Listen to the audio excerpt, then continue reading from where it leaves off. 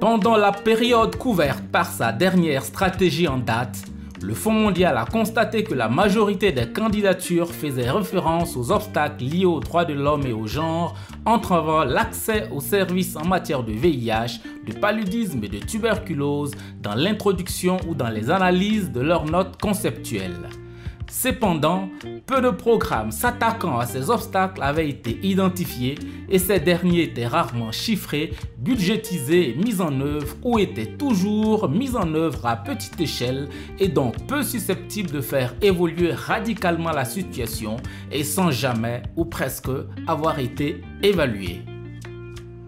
C'est dans ce sens que la plateforme régionale d'Afrique francophone hébergée par le RAM a formé en collaboration avec le Fonds mondial, Expertise France et Backup Santé de GIZ des experts de la société civile de l'Afrique francophone sur les questions de droits humains et de genre dans les subventions du Fonds mondial. Cette formation de 5 jours s'est déroulée du 29 octobre au 2 novembre 2018 à Ouagadougou au Burkina Faso.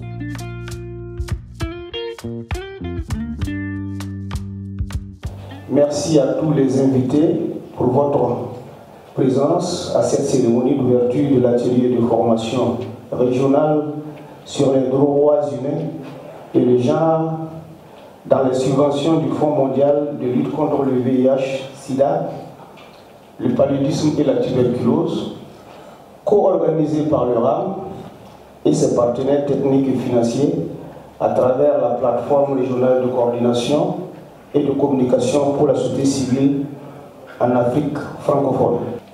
D'abord, vous remercier d'avoir associé l'initiative 5% à cet atelier de formation, de discussion et d'opérationnalisation des programmes en faveur des populations vulnérables. Ce sont les organisations de la société civile, ce sont les patients eux-mêmes qui sont en mesure de faire remonter leurs besoins, qui sont en mesure d'identifier les barrières auxquelles ils sont confrontés dans leur recherche de soins. Et c'est eux qui connaissent les bonnes pratiques, ce qui fait que les maladies reculent. Cette formation revêt aux yeux de Backup Santé et la coopération allemande en général une importance particulière pour assurer de manière pérenne le développement d'expertise locale et régionale, permettant de contribuer directement au renforcement de l'efficacité des subventions du Fonds mondial. En apportant notre appui technique et financier au RAM, dans le cadre de cet atelier, Backup souhaite une nouvelle fois exprimer son vif intérêt à promouvoir les droits de l'homme et le respect du genre dans le contexte des 3 maladies. Je pense que les collègues ont tous dit par rapport à l'importance cruciale des droits humains et du genre dans la réponse aux 3 maladies. La stratégie du Fonds mondial reconnaît cette importance cruciale. Et nous travaillons très fort pour qu'il y ait beaucoup plus de financement pour des programmes qui vont réduire ces barrières. La protection et la promotion des droits fondamentaux des personnes vivant avec les maladies et des personnes les plus vulnérables au VIH, à la tuberculose et au paludisme sont des gages pour vaincre ces épidémies. Je voudrais donc féliciter tous les experts retenus pour cette formation régionale et les inviter à une participation assidue et agissante afin qu'à l'issue de cette formation, vous soyez de véritables forces de proposition en matière de droits humains et du genre dans les subventions du Fonds mondial.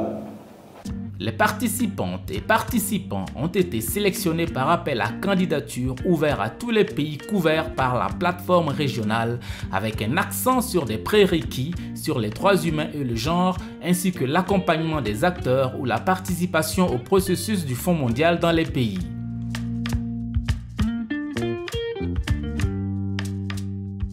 Cette formation d'abord pour moi c'est en termes de partage avec d'autres collègues d'autres pays et pour aussi apprécier un petit peu ce qu'ils font à leur niveau, et ce qu'ils font de mieux, ce qui constitue les défis pour eux. Également pour pouvoir quand même interpeller ce que nous faisons, notamment moi et d'autres collègues au niveau du pays, et notamment dans les subventions du Fonds mondial pour voir d'abord nous interpeller, est-ce que les activités ou les stratégies qui ont été identifiées sont pertinentes et qui tiennent la route et qui peuvent apporter le résultat escompté. Je veux savoir en quelque sorte tout ce qui renferme l'aspect droit, genre et droits humains d'abord. Et puis ensuite, voir pourquoi c'est difficile de respecter dans nos pays, dans différents pays, le droit et le genre des personnes. En fait. Et puis être le porte-parole, pourquoi pas, dans mon pays. Lutter pour aussi aider, être aux côtés des personnes. Bon, d'abord, quand j'ai posé ma candidature pour cet atelier, c'était le titre de l'atelier qui m'a intéressé, parce que les questions de droits humains et de genre sont assez récurrentes en ce qui concerne le VIH, la tuberculose et le paludisme au Cameroun. Et justement, il est important d'avoir un renforcement de capacité, de pouvoir savoir comment est-ce qu'on peut agir, qu'est-ce qu'on peut apporter et comment est-ce qu'on peut apporter notre petite pierre pour pouvoir construire l'édifice et afin d'arriver à ce que les questions de droits humains et de genre soient prises en compte dans les politiques nationales de santé. Au regard de mes responsabilités, mes rôles dans le cadre de la gestion du programme Fonds mondial, mais également aussi de mon parcours en tant que membre du CSM, du comité suivi stratégique du CSM, j'ai estimé qu'un atelier d'une telle dimension, focusé sur les questions de droits humains, genre, voir un peu comment trouver les stratégies qui nous permettraient de mieux adresser les questions de droits humains dans nos propositions, mais également comment arriver à opérationnaliser tous ces aspects-là. Donc ça serait très intéressant.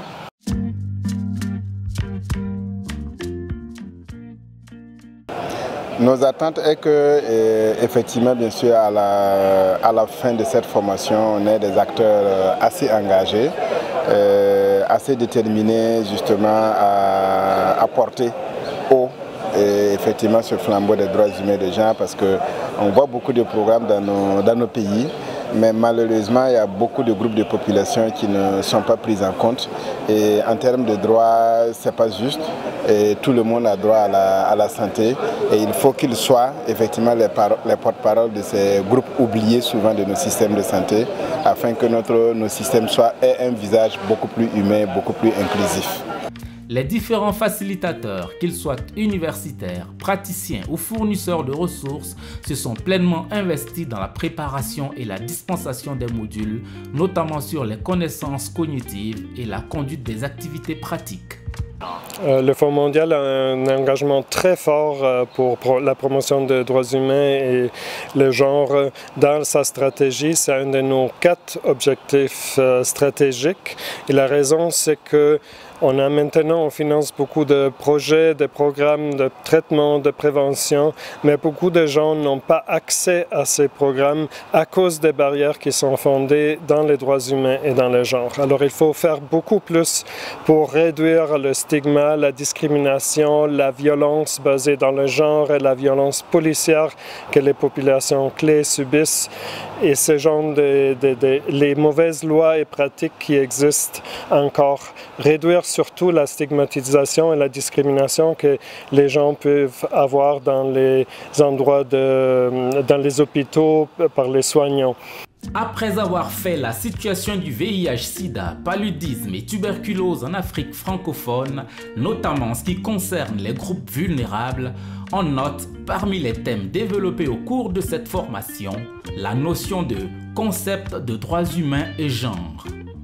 Les obstacles à identifier du côté des droits humains et ceux identifiés du côté du genre. L'expression de genre s'assimile souvent très rapidement à l'homosexualité, ce qui fait qu'il y a double discrimination. Il y a la discrimination par rapport à l'accès aux soins et la discrimination par rapport au regard social que les gens ont chez les personnes transgenres. Le concept de groupe vulnérable est celui de population clé. Les groupes vulnérables, c'est des personnes qui, quelquefois, dans certains contextes, sont mis en marge de la société. Ils ne sont pas toujours pris en compte dans les stratégies de riposte au VIH, alors que dans le cadre des droits humains, tout le monde compte. Les droits de tous les êtres humains doivent être pris en compte lorsqu'on élabore des stratégies en lien avec la santé. Les défis liés aux droits humains et au genre. Donc, c'est un peu ce qu'il a dit, je trouve assez intéressant. On peut être vulnérables à plusieurs niveaux et ça peut aussi évoluer dans le temps. Et on n'est pas population clé pour telle situation et on les laisse à vivre forcément ou bien... voilà, donc c'est quelque chose qui est ressorti sur lequel je pense que c'était bien quand même d'insister aussi. Les différentes interventions à mettre en œuvre pour répondre aux obstacles liés aux droits humains et au genre. La budgétisation sensible au genre et aux réponses programmatiques aux obstacles liés aux droits humains et au genre. Il faut savoir que pour élaborer le budget, le Fonds mondial a mis en place en fait des outils et l'utilisation des outils la demande dès le départ d'intégrer donc la prise en compte du genre dans tout le processus d'élaboration, c'est-à-dire depuis les dialogues pays, depuis l'élaboration donc des stratégies, depuis l'élaboration donc des différentes activités, conception donc des indicateurs pour voir vraiment quelles sont les populations prioritaires, quelles sont les stratégies prioritaires en termes donc de droits humains et de genre. Et une fois que ces stratégies, une fois que ces activités donc ont été identifiées, il va de soi que avec l'association entre les programmatiques et les financiers, ils vont ensemble élaborer, donc concevoir les budgets pour pouvoir donc suivre l'exécution en prenant toujours en compte donc l'intégration de cette question de droits humains et genre. Il y a des lois qui qui condamnent certaines pratiques, surtout sexuelles, et on trouve que c'est un enjeu pour le VIH, que ce soit VIH, palud et tout le reste. Pour le paludisme et le TB, on a des absences de programmes TB et paludisme pour les populations clés et on retrouve aussi beaucoup d'automédication. Et tuberculose, VIH et palud, il y a une faible couverture géographique due soit à la géographie de grandeur du pays et soit aussi manque des intrants dans certaines contrées. Le problème de consommation de drogue vient, il complique toutes ces approches et la mise en œuvre de tout ça. Parce qu'il y a une représentation sociale, d'une part, qui complique les choses, mais il y a une représentation légale et législative. Au Burkina Faso, récemment, nous avions mené l'enquête biocomportementale sur la vulnérabilité des personnes handicapées et l'enquête a montré une vulnérabilité de 4,6%. Par rapport à la population générale qui est de 0,8. Aussi bien du côté du VIH, on a pu mener l'enquête biocomportementale, c'est sûr que des autres pathologies nous concernent. Pour citer des actes discriminatoires, je peux prendre comme le refus de lui offrir les services. Parce que tout simplement, c'est lié à son statut sérologique. Je crois que ça bloque déjà beaucoup de choses. L'autre aspect également, c'est par rapport à sa vulnérabilité. Et puis avec ses enfants, peut-être qu'il n'a pas un soutien financier, ça pose problème. Et il a aussi des enfants en charge. C'est à elle d'assurer l'éducation de ses enfants. Ça a commencé en fait en 2011 quand j'étais élue en tant que représentante des personnes vivant avec le VIH au CCIM Tunisie. Et c'était le moment de la révolution et en même temps il fallait qu'il y avait un seul représentant, il y avait dans le temps 2 représentants de personnes vivant avec le VIH et un seul représentant des 3 autres populations. Et là, j'ai dit, il faut qu'on change le règlement interne du CCIM. Donc, j'ai tout fait, sincèrement. Et j'ai inclus les 3 autres représentants des populations. Et finalement, ils m'ont élu pour les représenter au bureau du CCIM. Comme vous le saviez, il y a une crise qui perdure au Mali depuis 2012. Donc, le défi du Fonds mondial, c'était les interventions surtout au niveau du Nord. Donc, ces interventions ont commencé au Nord et également on a commencé à avoir des résultats par rapport à cette intervention. Donc le Nord a été intégré également au processus du Fonds mondial. Deuxième défi, c'est également les barrières socio-culturelles dont sont victimes. Comme vous le savez, au Mali, il y a le contexte social qui n'est pas du tout favorable, surtout pour les populations. Donc pour lever ces barrières, ça c'est un défi également dans le cadre de la mise en œuvre de la subvention du Fonds mondial au Mali. Par exemple, à Madagascar, on a mis en place la loi 2005-040 sans implication des autres secteurs qui nous a obligés de réamender sans arrêt la loi. Parce qu'il y a des textes qui sont contradictoires. Dans le code pénal, on interdit le rapport sexuel entre les hommes, les travailleurs de sexe et tout ça, mais pourtant dans la loi avec le VIH-Sida, on a dit qu'on va protéger ces gens-là. Donc certaines instances n'acceptent pas ça. Le programme de formation incluait également un volet dédié à la visite de structures communautaires qui mettent en œuvre des réponses programmatiques aux obstacles liés aux droits humains et au genre. Ces visites ont permis une appropriation particulière de ces deux concepts par les participants.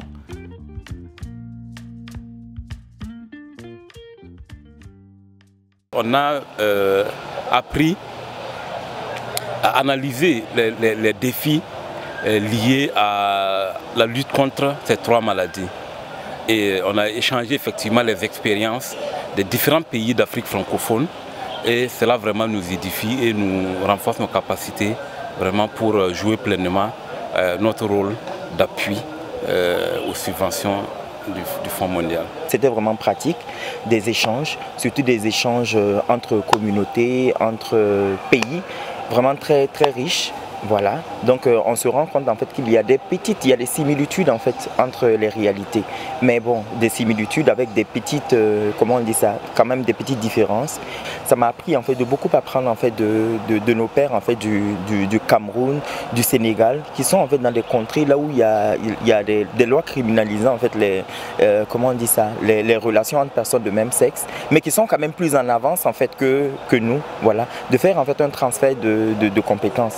Dans l'association dans laquelle je suis, nous voyons que la promotion des droits humains, c'est une promotion des opportunités, des avantages, ou en tout cas la quête de l'amélioration d'un environnement juridique de façon tous azimuts, de façon globale, qui ne touche pas aux spécificités, qui ne touche pas par exemple aux droits des patients.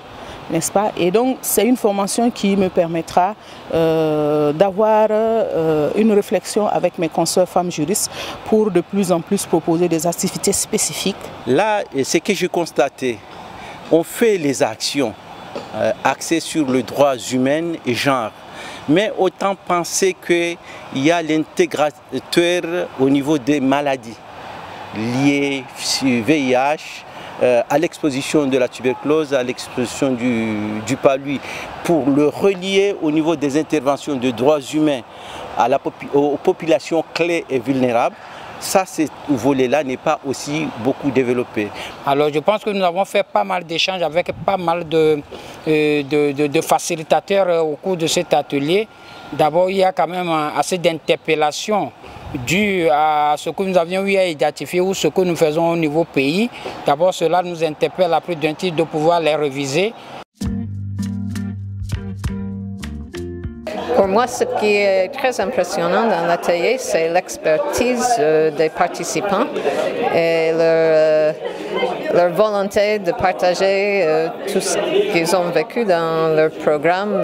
C'est très enrichissant d'entendre toutes ces expériences. Je suis très satisfait de la qualité de l'atelier parce que quand on est venu, on voulait d'abord échanger avec nos collègues de la région, de ces différents pays, pour connaître les bonnes pratiques, mais aussi pour apporter certaines clarifications. Et donc, quand on parle de droits humains et du genre dans la riposte contre le VIH, la tuberculose et le paludisme, on parle de populations clés et populations vulnérables. Et donc, souvent, il y a beaucoup de confusion dans ces deux termes. Et en fait, cet atelier nous a permis d'apporter quelques clarifications au niveau de nos collègues, mais aussi d'en apprendre un peu plus sur les différents contextes régionaux et nationaux.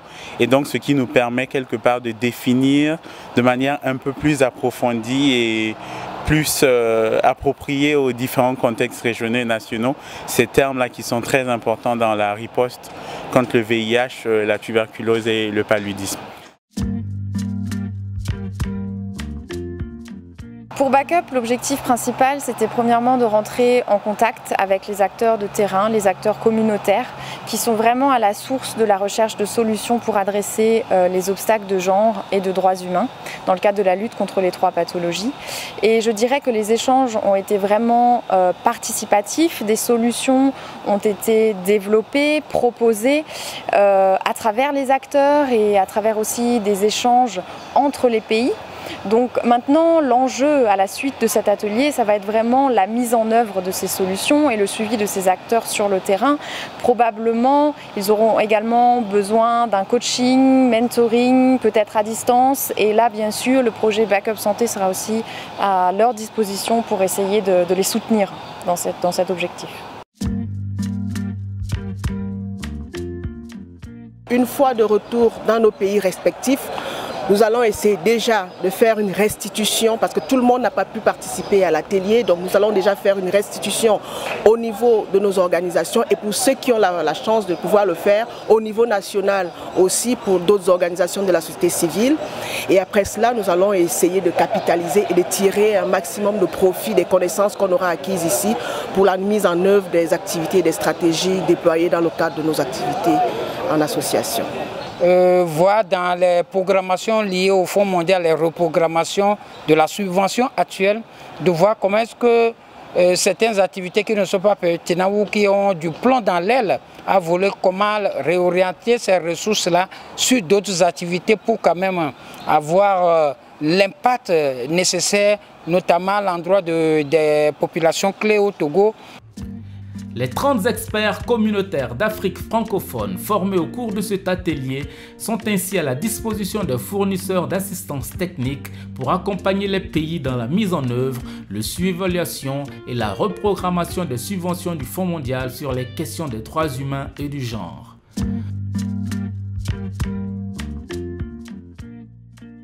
On partira de toutes les façons de ce que les participants à cette formation vont relever un peu sur le terrain. L'idée est qu'ils vont maintenant être des acteurs d'émulation.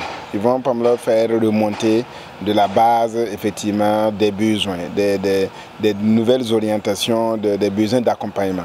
Ces fournisseurs d'assistance technique qui sont avec nous vont travailler effectivement à ce que, à leur maturation sur le plan de l'expertise. Et au-delà de cela, l'idée c'est de voir vraiment comment est-ce que, étant donné que le Fonds mondial maintenant prévoit des possibilités de reprogrammation des subventions, comment avec les insuffisances qui vont maintenant être relevées par leur travail et autres, on pourrait identifier des interventions plus adaptées et qui vont être prises en compte dans les reprogrammations au niveau des pays. Et on va impliquer bien sûr les équipes pays du Fonds mondial dans ce processus pour faciliter le plaidoyer. Donc nous, dans notre entendement, avec ce qui est enclenché ici, on devrait avoir à terme des interventions, des programmes du Fonds mondial plus pertinents et plus efficaces dans les pays. Les personnes chargées d'élaborer les notes conceptuelles, les dossiers d'investissement, les stratégies d'accélération et les plans stratégiques nationaux devraient prendre les mesures adéquates afin de garantir la mise en œuvre des programmes nécessaires pour réduire les obstacles liés aux droits de l'homme et à l'égalité de genre qui freinent l'accès aux services en matière de VIH, de tuberculose et de paludisme.